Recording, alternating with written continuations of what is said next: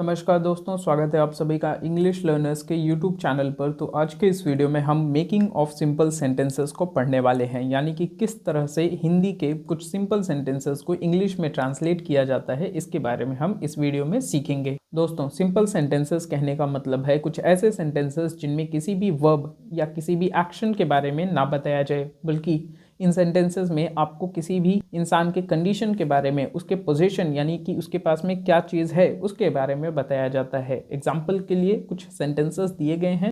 वह स्कूल में है, राम और श्याम अच्छे दोस्त हैं, किताब मेरे बैग में है, मैं एक शिक्षक हूँ, मेरे पिताजी ऑफिस में थे, तुम्हारा जवाब गलत था, मैं कल तैयार रहूँगा, अक्षय कल यहाँ होगा, मेरे पास एक पेन है, राम के पास एक कार था।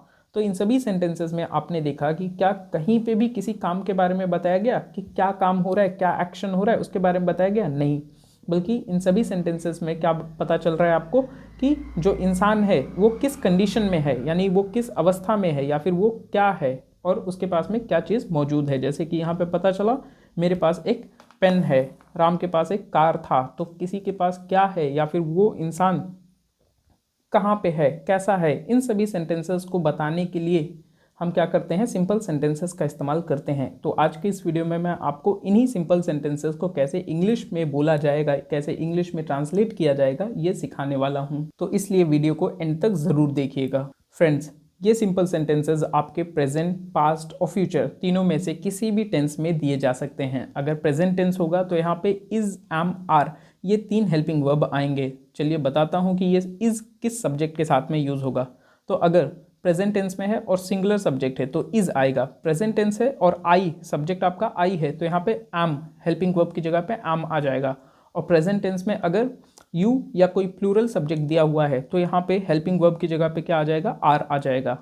फिर अगर पास्ट टेंस की बात करें तो पास्ट टेंस में अगर सिंगुलर सब्जेक्ट है तो हेल्पिंग वर्ब कौन सा, वॉज आएगा। और पास्ट टेंस में यू या कोई प्लूरल सब्जेक्ट है तो क्या आ जाएगा, वर आ जाएगा।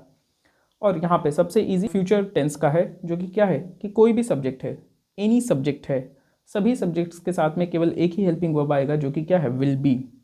तो अब यहाँ पे देख सकते हैं कि तीनों ही टेंसेस का एक सिंपल सा फॉर्मूला बन के आपके सामने तैयार हो गया कि सबसे पहले आप सब्जेक्ट लिखेंगे, फिर हेल्पिंग वर्ब लिखेंगे और ऑब्जेक्ट लिख देंगे। अब यहाँ पे कौन सा हेल्पिंग वर्ब किस टेंस में आएगा ये आपको मैं ऑलरेडी बता चुका हूँ, तो आप इस चीज़ को और एक बार ध्यान से देख लीजिएगा। ओके फ्रेंड्स, ये आपके सामने कुछ प्रैक्टिस क्वेश्चंस दिए गए हैं जिनकी मदद से आप इन सेंटेंसेस को और आसानी से समझ सकते हैं। तो आपका सबसे पहला क्वेश्चन है, यह सवाल काफ़ी मुश्किल है। तो यहाँ पे सब्जेक्ट को पहचानने का अगर किसी को तरीका नहीं पता है तो मैं बता देता हूँ कि जो भी सेंटेंस है, जैसे कि यह सवाल काफ़ी मुश्किल है, ये आपका सेंटेंस है। इस सेंटेंस में आप सब्जेक्ट का पता कैसे लगाएंगे, आप पूछिए कि क्या मुश्किल है, तो यहाँ पे जवाब क्या आएगा, यह सवाल। तो यहाँ पे सब्जेक्ट क्या हो गया, यह सवाल। सो दिस क्वेश्चन, ये आपका क्या है, सब्जेक्ट है, दिस क्वेश्चन। अब यहाँ पे ये देखिए कि ये कौन सा टेंस है, प्रेजेंट टेंस है ना। तो प्रेजेंट टेंस में दिस क्वेश्चन, ये जो सब्जेक्ट है ये कैसा है, सिंगुलर है या प्लूरल है, एक ही सवाल है या ढेर सारे सवाल है, तो एक ही सवाल है, यानी सिंगुलर सब्जेक्ट है।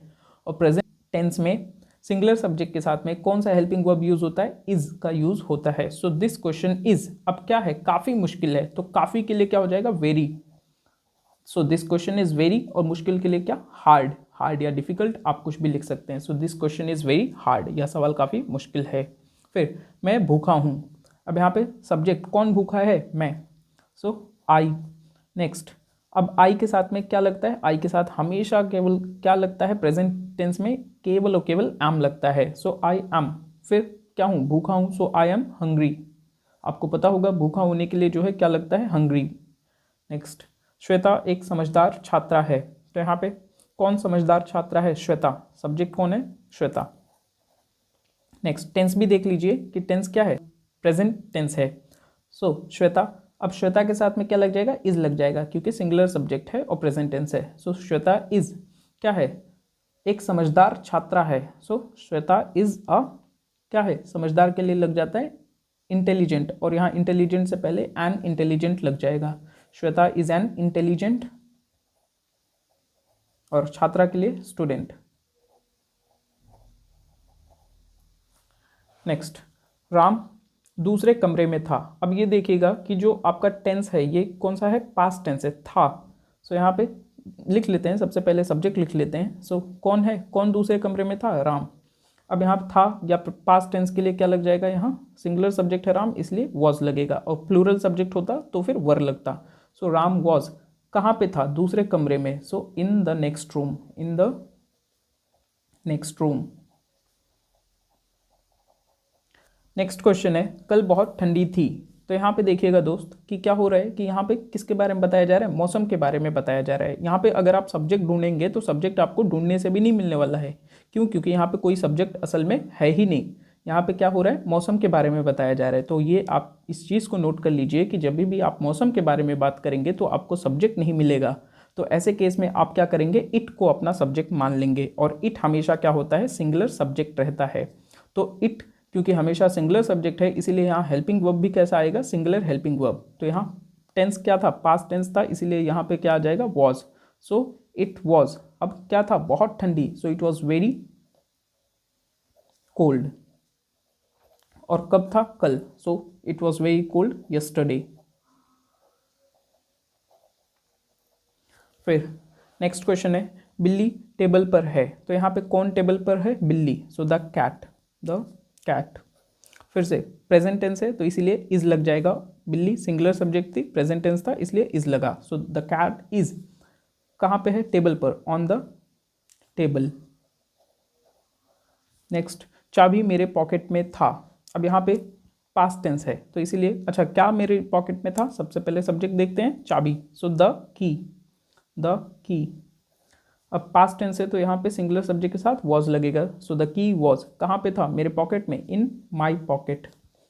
The key was in my pocket. अच्छा, चाबी मेरे पॉकेट में है, प्रेजेंट टेंस हो गया। तो यहाँ पे क्या करेंगे, कुछ नहीं, बस सिंपल सा आप यहाँ पे वॉज की जगह पे प्रेजेंट टेंस में क्या लगा देंगे, इज लगा देंगे। फिर नेक्स्ट क्वेश्चन है, वो सब जगह थे। तो कौन सब जगह थे, वो यानी ढेर सारे लोग। तो यहाँ पे ढेर सारे लोग या वो के लिए क्या लग जाएगा, दे। अब थे यानी पास्ट टेंस है, और पास्ट टेंस में यहाँ पे देखेंगे तो सब्जेक्ट क्या है, प्लूरल है। तो प्लूरल के साथ में, प्लूरल सब्जेक्ट के साथ में क्या लगेगा, वर। सो दे वर, और कहाँ पे थे, सब जगह। So everywhere, everywhere. नेक्स्ट है, पार्क मेरे घर के पास था। तो यहाँ पे क्या मेरे घर के पास था, park. So the park. Singular subject है या प्लूरल, सिंगुलर सब्जेक्ट और पास्ट टेंस तो इसीलिए वॉज लगेगा। सो द पार्क वॉज कहाँ पे था, near my home, near my home. Next है, उसका ऑफिस तीसरे फ्लोर पे था। तो यहाँ पे किसका ऑफिस तीसरे फ्लोर पे था, उसका यानी ही इज या हर, लड़का लड़की कोई भी हो सकता है, ही इज हर। सो क्या, उसका ऑफिस, ही इज और हर ऑफिस कहाँ पे था यानी वॉज लग जाएगा। सो ही इज ऑफिस वॉज कहाँ पे था, तीसरे फ्लोर पर, ऑन द थर्ड फ्लोर। तीसरे के लिए क्या लगता है, third. So his office was on the third floor. Okay friends, और एक चीज़ कि पोजीशंस कैसे बताए जाते हैं। तो अगर फिर से यहाँ पे देख लीजिएगा कि बहुत सिंपल सा वही सेम फॉर्मूला रहेगा, सब्जेक्ट, हेल्पिंग वर्ब और ऑब्जेक्ट। सभी सिंपल सेंटेंसेस में अगर आपको पोजीशन बताना है तो यही फॉर्मूला लगेगा। बस यहाँ पे क्या होता है कि टेंस के हिसाब से आपके अलग अलग हेल्पिंग वर्ब लगते हैं। तो प्रेजेंट टेंस है, प्रेजेंट टेंस में भी कैसा, अगर आपका सब्जेक्ट सिंगुलर है तो क्या लगेगा, हेल्पिंग वर्ब हैज़ लगेगा। और प्रेजेंट टेंस में अगर आई यू या कोई प्लूरल सब्जेक्ट है तो यहाँ पे हेल्पिंग वर्ब की जगह पे हैव आ जाएगा। पास्ट टेंस है, पास्ट टेंस और फ्यूचर टेंस दोनों ही काफ़ी आसान है कि अगर पास्ट टेंस है, कोई भी सब्जेक्ट है पास्ट टेंस में, तो यहाँ पोजीशंस बताने के लिए हैड का यूज़ होगा, और फ्यूचर टेंस में कोई भी सब्जेक्ट है, पोजीशंस बताने के लिए विल हैव का यूज़ होगा। तो यहाँ पे सिंपल सा एक फॉर्मूला ये आपके सामने तैयार रहा। चलिए इसके कुछ एग्जाम्पल्स देखते हैं। ओके फ्रेंड्स, हमारा सबसे पहला एग्जाम्पल है, उसके पास एक सुंदर नेकलेस है। तो यहाँ पे उसके पास क्या है, एक सुंदर नेकलेस है। किसके पास है, उसके पास, यानी शी। अब शी सिंगुलर सब्जेक्ट है और प्रेजेंट टेंस है तो यहाँ इसीलिए हैज़ लग जाएगा। शी हैज़, क्या है उसके पास, एक सुंदर necklace. So a beautiful necklace, a beautiful necklace. Next, मेरे पास दो बहनें हैं। तो यहाँ पे क्या है, सब्जेक्ट क्या है, आई, और प्रेजेंट टेंस है, और आई के साथ में प्रेजेंट टेंस में कौन सा हेल्पिंग वर्ब यूज होता है, हैव का यूज होता है। सो आई हैव, क्या है, two sisters, I have two sisters. Next, हमारे पास एक बड़ा घर होगा। नेक्स्ट, अगर आप इस सेंटेंस को पढ़ेंगे तो ये फ्यूचर के बारे में बात करता है, यानी कि ये जो सेंटेंस है ये फ्यूचर टेंस में दिया गया है। तो यहाँ फ्यूचर टेंस में अगर दिया गया है तो हेल्पिंग वर्ब की जगह पे क्या आ जाएगा, विल हैव, ऑब्वियसली। तो यहाँ पे किसके पास में जो है एक बड़ा घर होगा, हमारे पास, यानी वी, और वी के साथ में will have, we will have क्या होगा, एक बड़ा घर। So a big house, we will have a big house. Next, उसके पास एक वफादार कुत्ता था, पास्ट टेंस में ये चला गया। तो यहाँ पे किसके पास, उसके पास, यानी ही। अब ही हैड लग जाएगा, सब्जेक्ट के बाद में क्या लगाते हैं, सिंपल सा helping verb had. So he had, क्या था उसके पास, एक वफादार कुत्ता। सो अ वफादार के लिए होता है loyal, a loyal dog, he had a loyal dog. Next, चाबियाँ उसके पास थीं। तो यहाँ पे कितनी चाबियाँ, एक चाबी है या ढेर सारी, ढेर सारी कीज़ हैं। So the keys, the keys. अच्छा, ये जो है एक ऐसा सेंटेंस है जिसको आप दोनों तरीके से लिख सकते हैं। पहले वाले तरीका का भी इस्तेमाल करके आप इसको लिख सकते हैं, और दूसरे तरीके का यानी पोजेशंस की तरह भी आप इसको लिख सकते हैं। चलिए बताता हूँ कैसे। द कीज़, यहाँ पे ढेर सारे हैं, प्लूरल सब्जेक्ट है तो इसीलिए वर आ जाएगा। द कीज़ वर किसके पास थी, उसके पास, with him, the keys were with him. Next है, अगर इसी को आप ये पोजीशंस के फॉर्म में लिखना चाहते हैं तो कैसे लिखेंगे कि किसके पास चाबियाँ थी, उसके पास, यानी ही, और ही सब्जेक्ट के बाद में हैड लग जाएगा, he had what, he had the keys. तो यहाँ पे कुछ इस तरह से जो है इस सेंटेंस को आप दोनों ही तरीके से लिख सकते हैं।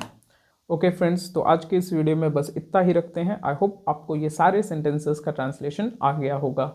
एंड जाने से पहले ये आपके लिए कुछ होमवर्क क्वेश्चंस हैं। आप क्या करेंगे, इन सभी सेंटेंसेस का ट्रांसलेशन कमेंट करके ज़रूर बताएंगे।